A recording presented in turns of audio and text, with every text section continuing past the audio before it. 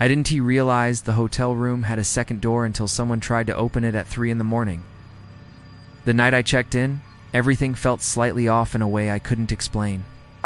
It was a roadside hotel I'd booked last minute after a long drive. It's the kind of place with buzzing fluorescent lights and a lobby that smelled faintly of old carpet cleaner. The clerk barely looked up when I gave my name. He slid the key across the counter, told me my room number, and added almost as an afterthought that housekeeping wouldn't be coming by in the morning. His tone suggested that wasn't a request. The hallway outside my room was quiet in that hollow, padded way hotels always are. My footsteps sounded too loud, like I was interrupting something.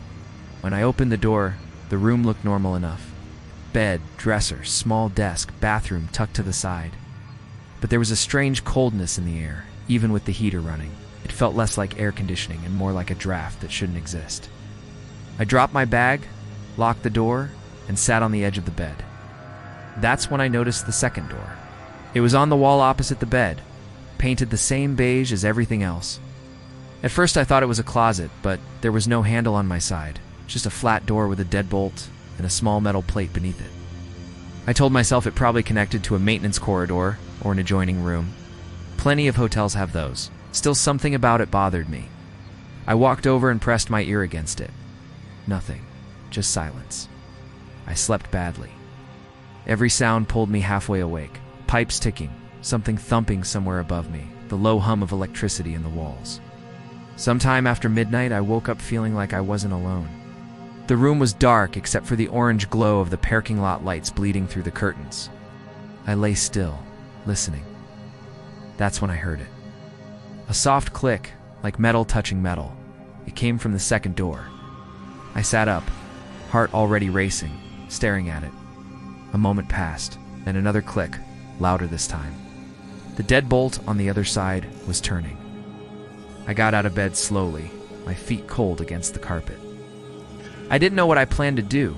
Yell, run, call the front desk. I stood there, frozen, watching the door handle on the other side jiggle slightly, as if someone was testing it. Then it stopped. I waited, barely breathing.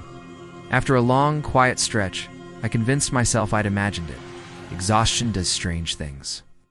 I locked the main door again, double-checked it, and went back to bed, keeping my eyes on that second door until I finally drifted off. In the morning, I went straight to the front desk. I asked about the second door in my room. The clerk frowned like he didn't understand the question. When I explained, he hesitated, then told me some rooms used to connect to old service areas that were sealed off years ago. Well, nobody has access anymore, he said quickly, like he wanted to end the conversation. I asked if anyone could have tried to open it from the other side. He shook his head too fast. No, he said, that's not possible. I almost believed him. That night it happened again. This time, it wasn't just the lock. I heard breathing, slow, deliberate, right on the other side of the door. Whoever it was didn't try to open it right away. It just stood there, breathing, like they knew I was awake and listening. I backed toward the main door, my phone in my hand, but I didn't call anyone. I don't know why. Maybe I was afraid of making noise. Maybe I didn't want to admit what was happening. The breathing stopped, replaced by a light scratching sound, fingernails dragging gently across the wood. Then a voice spoke. It was low and calm, so close it felt like it was inside my head. It said my name. I didn't respond. I couldn't. The voice said it again, more softly, like it was reassuring me. Then it laughed. Not loud. Just a quiet, amused exhale. I didn't sleep after that. I sat in a chair facing both doors until the sun came up. I checked out early.